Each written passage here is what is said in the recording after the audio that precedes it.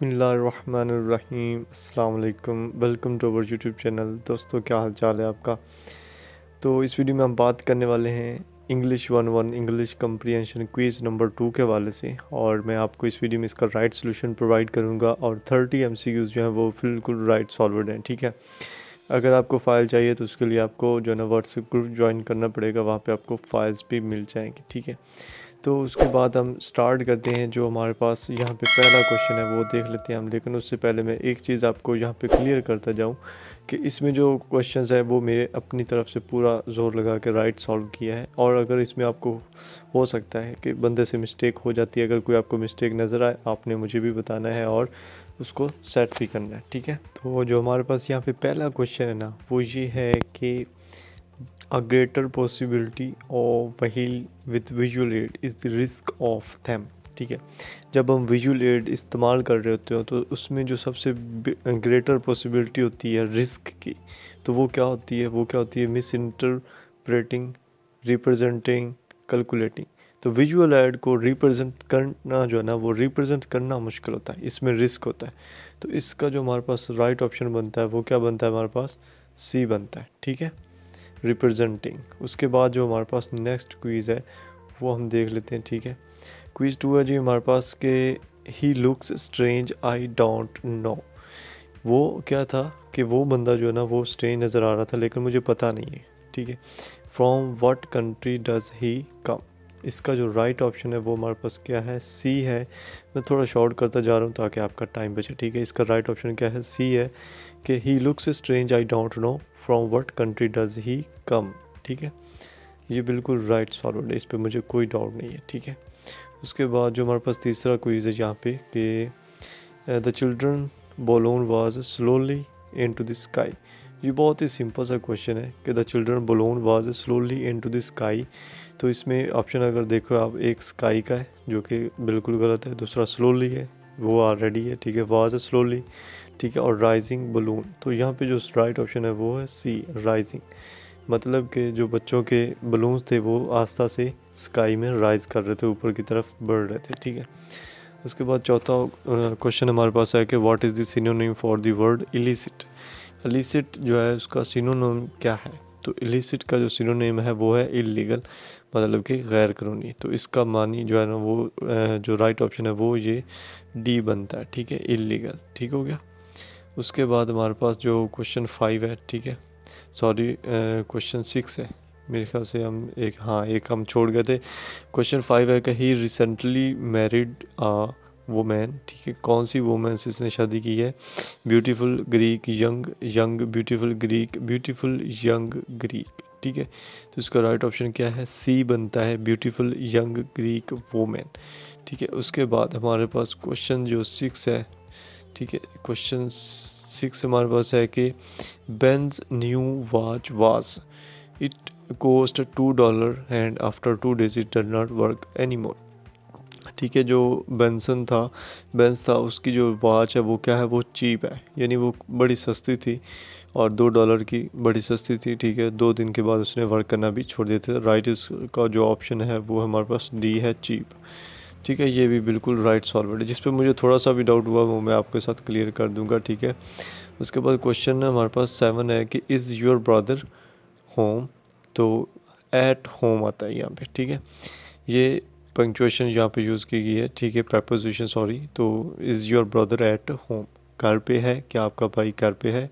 तो अगर आप इसका उर्दू तर्जमा करोगे तो भी आपको इसको समझ आ जाएगी। तो इसका राइट ऑप्शन बी है, यहाँ पे एट आएगा। ठीक है, उसके बाद जनाब हमारे पास जो क्वेश्चन 8 है ना उसमें है कि choose the most appropriate antonym for the miracle.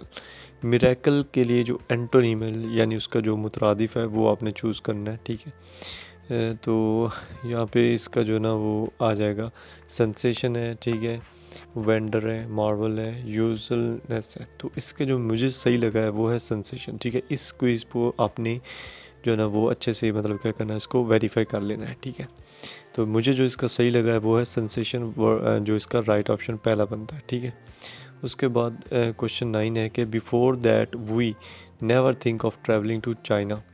तो ये क्वेश्चन जो है ना ये रिपीट हुआ है। इसका जो राइट ऑप्शन बनता है वो बनता है नेवर थॉट, ठीक है, बिकॉज इन्होंने यहाँ पे हिंट में दिए हुआ नेवर थिंक, इसको हमने सही मानों में इस्तेमाल करना, सही इसके सेंटेंस इस्तेमाल करना है। तो इसका राइट ऑप्शन डी बनता है नेवर थॉट, ठीक है। ये एक ऑप्शन जो है ना ये वाला क्विज जो रिपीट हुआ है, ठीक है।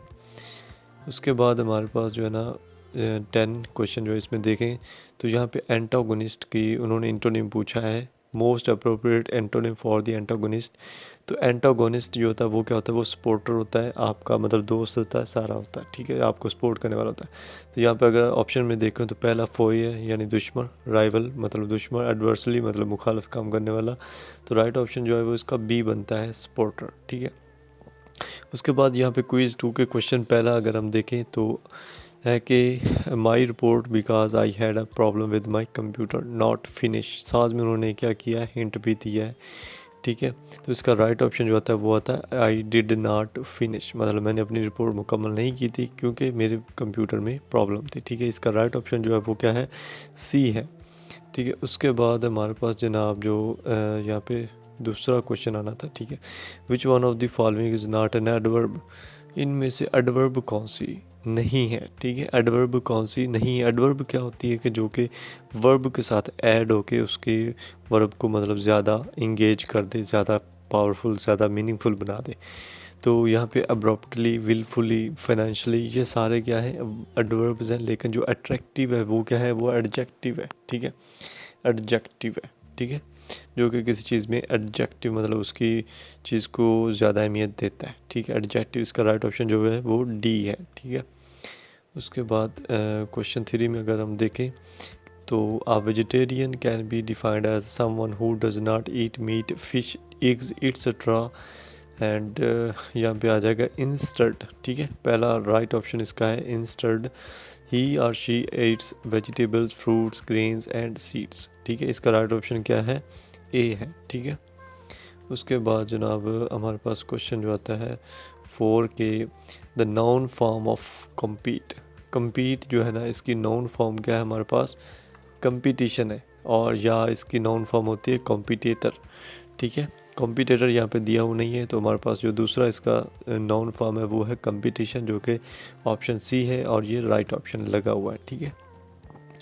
उसके बाद हमारे पास क्वेश्चन 5 में अगर देखें तो one word substitute for noisy rapid talk, ठीक है। रैपिड टॉक यानी काफ़ी ज़्यादा बोलना, तो उसके लिए एक और वर्ड सब्स्टिट्यूट यानी उसके मुतबादिल कोई और वर्ड लिखना है, तो वो कौन सा होगा, रैच है, रैटल है, रैट अटैट है, और कार्क है। तो इसका राइट ऑप्शन जो होता है वो क्या है, रैट अटैट, ठीक है। ये इसका बिल्कुल राइट ऑप्शन है, ठीक हो गया।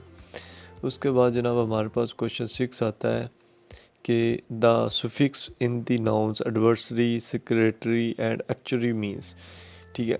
सुफिक्स आपको पता है कि जो मतलब एंड पे होता है, ठीक है, और प्रीफिक्स मतलब जो कि वर्ड का पहले से होता है, ठीक है।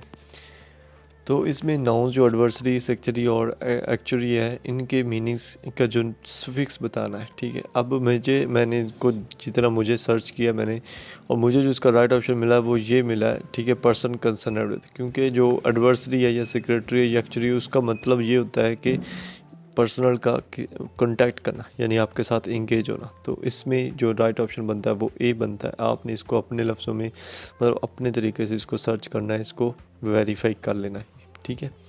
उसके बाद हमारे पास जो 7 क्वेश्चन बनता है कि read out the following statement and then pair out that nature of statement, smoking should be illegal. अच्छा, तो नेचर ऑफ दिस मतलब इस सेंटेंस की जो नेचर है, स्मोकिंग शुड बी इलीगल, इसकी ये क्या है, ये एक बंदे का ओपिनियन है, ठीक है। मतलब कि अब मैं कह रहा हूँ कि स्मोकिंग शुड बी इलीगल, यानी स्मोकिंग इलीगल होनी चाहिए, लेकिन आप कहते हो क्योंकि आप स्मोक करो, मतलब कोई स्मोक करता है तो वो उसके लिए तो नहीं है, वो कहेगा नहीं, बिल्कुल नहीं। तो ये क्या है, एक ओपिनियन है, ठीक है। इसका राइट ऑप्शन क्या है, बी है, ठीक है। उसके बाद जनाब हमारे पास जो आता है क्वेश्चन, यहाँ पे क्वेश्चन 8 है कि between 1845 and 1860 the number of cars in the United states increase by 133%। तो यहाँ पे एक स्टेटमेंट दी हुई है, इसमें भी वही बताना है कि इसकी नेचर क्या है। तो इसकी नेचर क्या है, the statement is a fact, ठीक है। क्योंकि ये एक फैक्ट है। फैक्ट क्यों है? क्योंकि इसमें प्रॉपर रिसर्च करके एक डेट दी हुई है, एक नंबर ऑफ कार्स दी हुए हैं, जगह का नाम दिया हुआ, पूरा फैक्ट बताया हुआ, यानी ये हकीकत है। ठीक है, ये ओपिनियन नहीं है, ना ये स्टेटमेंट ब्लैंड है, बल्कि ये फैक्ट है। Right option is B. ठीक है, उसके बाद हमारे पास जनाब जो 9 है यहाँ पे कि the last time this happened I warned you that if there was another you would be expelled. ठीक है, तो सिंपल इसमें कुछ भी नहीं है, सिर्फ अकरेंस जो है ना, अकरेंस लफ्ज़, उसके स्पेलिंग यहाँ पे अलग अलग लिखे हुए हैं, तो इसका राइट स्पेलिंग जो बनते हैं वो बी बनते हैं, वो आपने लगा देने। ये आपके हो सकता है स्पेलिंग मतलब ऊपर नीचे हो तो उसके स्पेलिंग याद कर लीजिएगा। ठीक है, उसके बाद हमारे पास जनाब जो क्विज़ 2 में 10 क्वेश्चन है, वो क्या है कि this fishing pole Nathan has seen better days. ठीक है, इन फिशिंग पोल में नथान ने has be seen better days, तो इसमें अगर आपको इसको पढ़ते हो ना तो इसमें कोई एरर नहीं है। ठीक है, तो इसमें को क्या आएगा? The fishing pole Nathan has been better days, तो इसका कोई भी नहीं आएगा, मतलब इसके नो एरर जो है ना वो इसका राइट ऑप्शन आएगा। ठीक है, मेरी रिसर्च के मुताबिक इसका राइट ऑप्शन नो एरर आता है। ठीक है, आप मज़ीद देख सकते हो। ठीक है, और अगर आपको किसी भी क्वेश्चन में लगता है कि वो सही नहीं तो आप बताया करो मुझे। उसके बाद जो हमारे पास क्वेश्चन एक्सेस मतलब क्विज़ 3 है ना, उसमें जो हमारे पास पहला क्वेश्चन है उसमें ये है कि doing practice in smoking inferences making inferences not only makes you better reader but also a strong thinker. मतलब कि अगर आप इन्फ्रेंसेस बना रहे हो, ठीक है, मफरूज़े लिख रहे हो, तो वो आपको ना तो एक रीडर भी बना देगा और एक स्ट्रॉन्ग थिंकर भी बना देगा। इसका राइट ऑप्शन सी है। ठीक है, इसका राइट ऑप्शन सी है। उसके बाद हमारे पास जो इसमें क्वेश्चन 2 आता है वो ये है कि in psychology procrastination refers to the act of replacing high priority actions with tasks of low priority and thus putting off important tasks to a later time। तो इसका क्या मतलब है? पूरे इसका मतलब ये बनता है, यहाँ पे जो हमारे पास वर्ड यूज़ होगा प्रोक्रेस्टिनेशन, इसका वर्ड का मतलब ये बनता है कि डिले इन एक्शन, यानी आज का काम कल पे छोड़ देना। तो इसका राइट ऑप्शन क्या है? सी है। ठीक है, उसके बाद हमारे पास जो क्विज नंबर 3 का थर्ड क्वेश्चन है, इसमें है कि she was so she all invitations, तो मतलब कि वो बहुत ही शर्मीली थी कि as to refuse all invitation, मतलब उसने तमाम इन्विटेशन को रिफ्यूज़ कर दिया। राइट ऑप्शन जो इसका राइट ऑप्शन है वो बी बनता है। ठीक है, उसके बाद हमारे पास जो चौथा ऑप्शन है, चौथा क्वेश्चन है कि I need an office to myself I can get some work done. ठीक है, तो इसका राइट ऑप्शन जो है वो सो दैट बनता है और इसका राइट ऑप्शन सो भी बनता है। ठीक है, आपने दोनों में से कंफर्म कर लेना। मेरी रिसर्च के मुताबिक जो इसका राइट ऑप्शन है वो सो दैट है और आप इसको मज़ीद कंफर्म कर लीजिएगा। ठीक है, उसके बाद जो हमारे पास क्वेश्चन है ना 5। ठीक है, इसमें हमारे पास क्या है कि he works hard all year long and he won't be able to buy his father an expensive gift although आएगा इसका राइट ऑप्शन कि अगरचा वो सारा साल मेहनत करता रहा लेकिन वो फिर भी अपने फादर के लिए कोई भी एक्सपेंसिव गिफ्ट ना खरीद सका। ठीक है, उसके बाद जनाब हमारे पास जो नेक्स्ट क्वेश्चन है कि function words establish emphasis and relationships between the parts. जो फंक्शनल वर्ड्स होते हैं वो उनमें कौन सी चीज़ें आती हैं? उनमें प्रेपोजिशन आ जाता है। ठीक है, एडवर्ब्स आ जाते हैं, ये सारे आ जाते हैं। तो ये क्या करते हैं, ये जो पार्ट्स होते हैं उनके दरमियान रिलेशनशिप क्रिएट करते हैं। ठीक है, तो इसका राइट ऑप्शन बी बनता है, रिलेशनशिप क्रिएट करते हैं ये। उसके बाद जनाब हमारे पास जो है ना sometimes tone is evident from the of the first paragraph. ठीक है, टून जो होती है वो एविडेंट होती है, मतलब कब होती है? First line of the first paragraph में ही टून का पता चल जाता है कि पैराग्राफ में क्या लिखा हुआ है। तो इसका राइट ऑप्शन जो है वो डी बनता है। ठीक है, उसके बाद जनाब हमारे पास जो यहाँ पे है क्वेश्चन के before that never think of travelling to China. Like मैंने आपको इसका पहले बताया था कि ये क्वेश्चन रिपीट हुआ है, तो इसमें क्या है, हमें उन्होंने हिंट दिया हुआ है नेवर दैट का। ठीक है, नेवर आना चाहिए, तो इसका राइट ऑप्शन बनता है सी, नेवर थॉट। ठीक है, never thought of travelling to China, सही हो गया। उसके बाद हमारे पास क्वेश्चन है कि the Olympics attracts from all over the world.